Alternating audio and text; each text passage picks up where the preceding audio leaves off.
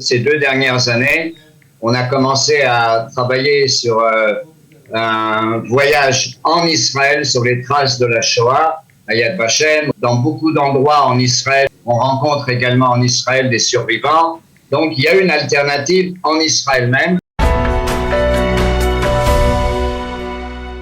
Nous avons le plaisir d'être en ligne avec Shlomo Balzan. Shlomo, bonjour, Boker Tov.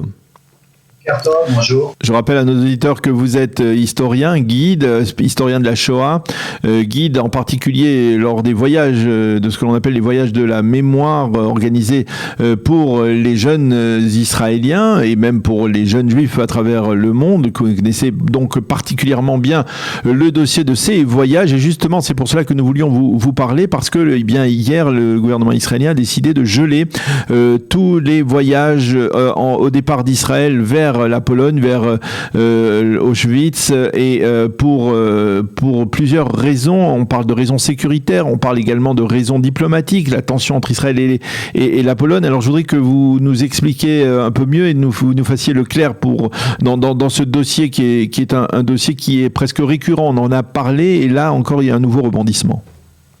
Oui, en fait c'est une contradiction totale.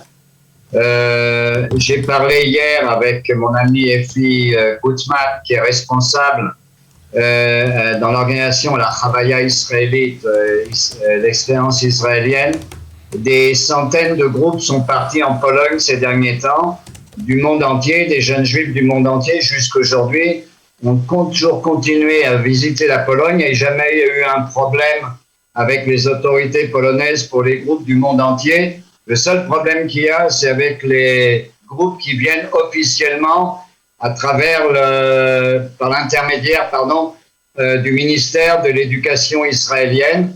Et c'est un problème politique entre Israël et la Pologne. Et je ne comprends pas, il y a vraiment une contradiction. D'un côté, il y a des milliers de jeunes qui continuent à visiter la Pologne et il n'y a aucun problème, on dit ce qu'on veut, les guides disent ce qu'ils veulent et tout est OK. Et le problème est un problème entre le gouvernement polonais que je ne comprends pas et le gouvernement israélien que je ne comprends pas non plus exactement où est le problème entre eux. Et alors, quel est le premier problème à part cette contradiction bizarre? Le premier problème est un problème de sécuritaire.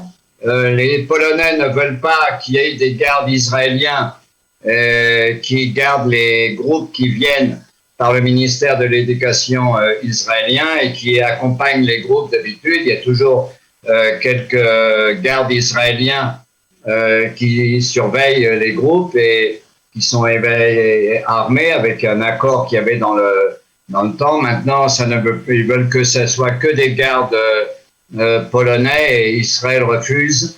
Je ne sais pas encore exactement toutes les raisons qui sont derrière ça. Mais le problème le plus important, c'est le problème du narratif. Et oui. C'est le problème du narratif. Parce que justement, je voulais savoir, depuis l'année dernière, depuis la tension, depuis les déclarations de Yair Lapid qui a pris ses fonctions quelques semaines avant, qui a eu des propos très durs envers la Pologne, et on a assisté à une véritable crise diplomatique entre les deux pays. Qu'est-ce qui a changé? Est-ce que par exemple les délégations qui sont parties durant toute cette année ont été obligées d'écouter une forme de narrative de guide polonais? Ou alors ça n'a quasiment rien changé par rapport à la conception habituelle de ces voyages? Rien n'a changé, c'est ce que j'ai dit. Efi Gutman de la Chavaya israélite m'a dit que personne, il y a des groupes, des dizaines et des dizaines de groupes qui sont arrivés en Pologne pendant les 2 dernières années, un peu plus, un peu moins à cause du corona, mais il n'y avait aucun problème. Chaque guide pouvait dire ce qu'il voulait. Même moi, quand j'étais en Pologne juste avant le corona et qu'il y avait...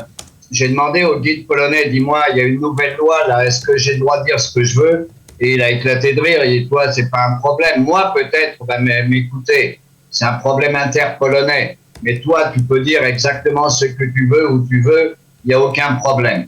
Mais vis-à-vis du gouvernement israélien et des groupes officiels envoyés par le ministère de l'Éducation, là, vraiment, il y a un problème de narratif. Notamment, le rôle de la Pologne et des Polonais pendant la Seconde Guerre mondiale. Est-ce que les Polonais ont collaboré ou pas collaboré? Est-ce que les Polonais ont aidé ou pas aidé? Est-ce que les Polonais étaient du bon côté ou du mauvais côté? Alors, il y a beaucoup de réponses, parce que c'est comme en France ou ailleurs. La France n'était pas exactement la France et la Pologne n'était pas exactement la Pologne. Et effectivement, beaucoup de Polonais ont joué un rôle terrible dans la collaboration avec les nazis. Il y a le petit village de Yad Wapne où les Juifs ont été tués par leurs voisins polonais avant même que les Allemands arrivent. Il y a eu des pogroms après la guerre, comme le pogrom de Kielce. Il y a le narratif est très délicat, mais je sais que tous les guides qui guident en Pologne se tiennent à des faits historiques, comme on le fait également pour la France, et la France de Pétain, la France de Vichy. On vérifie chaque mot et chaque fait historique doit être vérifié. Il n'y a pas de théorie globale d'un côté ou de l'autre. En Pologne, c'est très délicat et ils veulent faire très attention à tout ce qu'on dit ça, officiellement. C'est-à-dire si c'est des groupes uniquement du gouvernement israélien, du ministère de l'Éducation. Alors, je ne sais pas qui est derrière tout ça.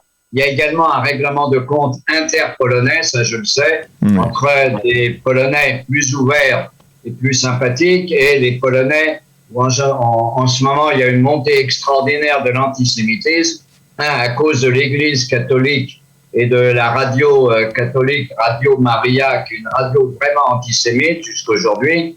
Il y a des pressions d'extrême droite en Pologne, il y a effectivement beaucoup d'antisémitisme qui se réveille en ce moment. D'un autre côté, nos amis polonais, comme le professeur Grabowski ou Gross, Jan Gross, ont vraiment peur pour eux-mêmes.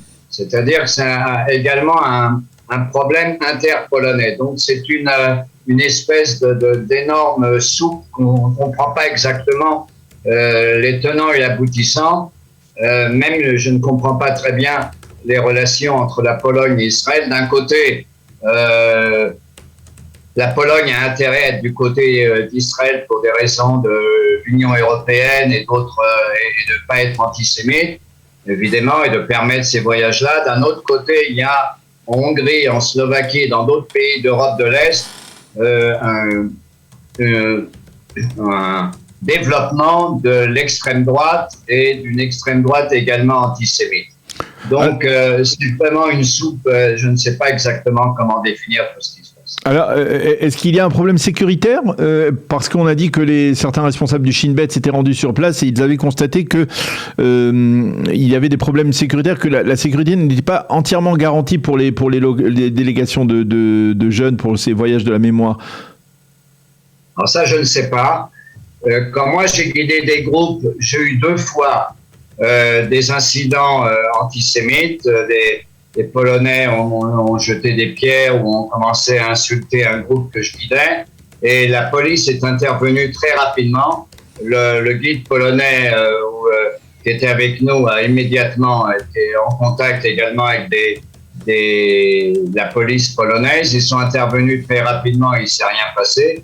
Mais effectivement, ça je ne sais pas, il y a peut-être des menaces à cause dans quelques villes, il y a eu des manifestations antisémites ces derniers temps. Il y a peut-être une remontée de quelque chose que j'ignore derrière les coulisses des problèmes de sécurité. Encore une fois, quand moi je pars avec la Chavaya israélite ou d'autres groupes, jamais j'ai rencontré de gros problèmes sécuritaires à part 2 fois et ça a été réglé très rapidement. Alors, mais là, je ne sais pas exactement. Peut-être qu'il y a effectivement derrière les coulisses quelque chose que nous ignorons. Alors, la question que l'on se pose, si cette situation devait perdurer, c'est quelle est l'alternative? On a toujours posé la question, et d'ailleurs même lorsque les jeunes Israéliens se rendaient, en particulier les classes de terminale, se rendaient en Pologne, dans ces voyages de la mémoire, on se posait toujours la question de savoir si c'était absolument indispensable d'aller sur le terrain, Auschwitz, Majdanek, Treblinka, etc. Ou alors on pouvait essayer de percevoir le drame de la Shoah également en Israël. Est-ce qu'aujourd'hui, il y a une alternative qui est en train de se façonner? dans l'éducation nationale israélienne? Alors, premièrement, il y avait une première alternative cet été. Des groupes israéliens qui devaient partir par le gouvernement israélien, par le ministère de l'Éducation, sont partis par des compagnies privées, des compagnies de tourisme privées. Les parents ont organisé le voyage en Pologne eux-mêmes et il n'y a eu aucun problème. Ils sont partis par des compagnies privées et curieusement, pas par le ministère, et il n'y a eu aucun problème, tout s'est bien passé. Mais effectivement, ces 2 dernières années, on a commencé à travailler sur un voyage en Israël sur les traces de la Shoah, à Yad Vashem, au kibbutz Beit Lachmi à Getaot, dans beaucoup d'endroits en Israël où la Shoah est évoquée. On rencontre également en Israël des survivants. Donc, il y a une alternative en Israël même. Il y a aussi d'autres alternatives. Par exemple, on développe en Lituanie les voyages sur les traces de la Shoah en Lituanie.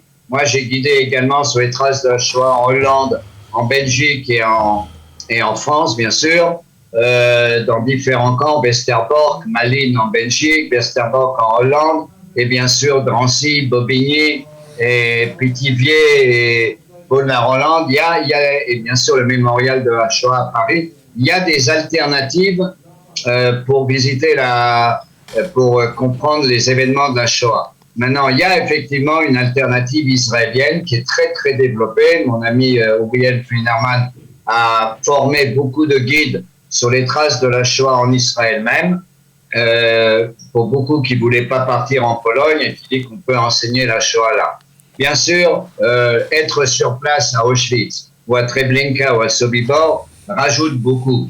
Tous les élèves que j'ai guidés là-bas m'ont dit, mais monsieur, je leur ai demandé, mais on peut étudier ça en classe ou voir un musée et regarder des images.